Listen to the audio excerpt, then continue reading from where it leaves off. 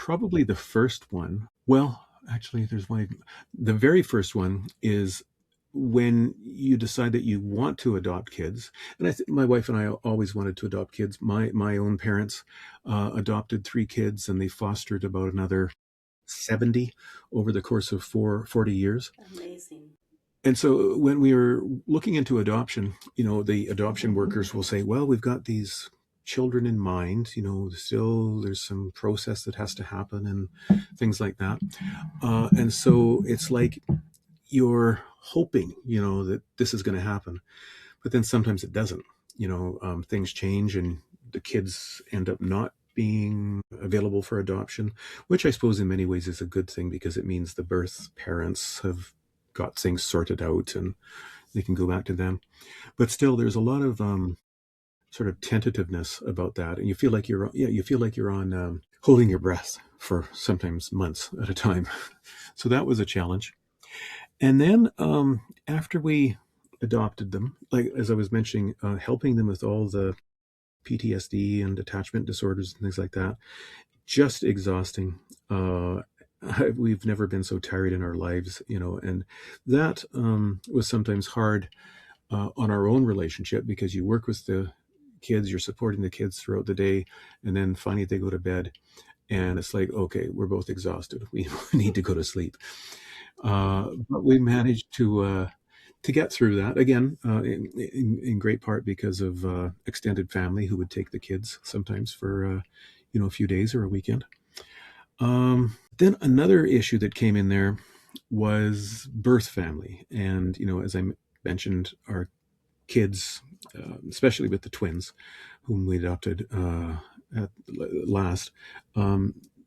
Some of their birth family were in the same city that we are in, and were not in a good place, but it's hard to talk about because, their kids were taken from them, seized by the courts because the birth mom had other issues going on that prevented her from looking after them. But then the birth family continued to try to insert themselves into our family, and that can work out sometimes, if depending on why the kids had to leave their birth family. But in this case, it was not a good thing, and that led to so many challenges and so many. Well, I'll give you an example. Shortly after our twins moved in, we learned that their birth mom, just by coincidence, had moved into a boarding house sort of just down the street and around the corner.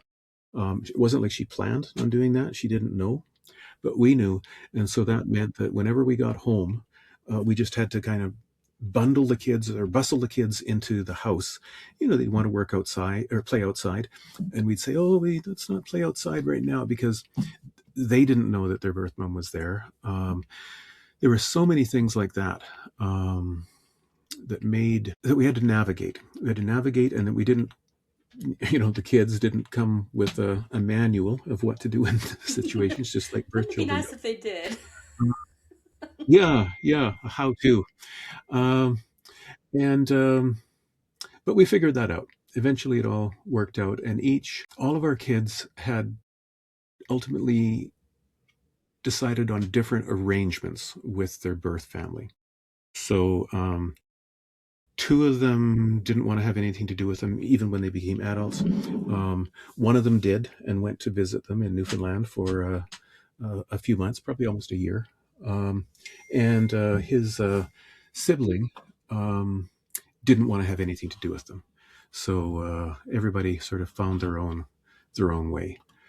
Yeah, and then as they got older, trying to figure out and I think this is true of any child maybe, but I think it's especially true of adopted kids, trying to figure out how hard you need to push them and how hard you need to support them, because you want to challenge them, but at the same time, you don't want to challenge them too much because they can be more precarious, more brittle, sort of.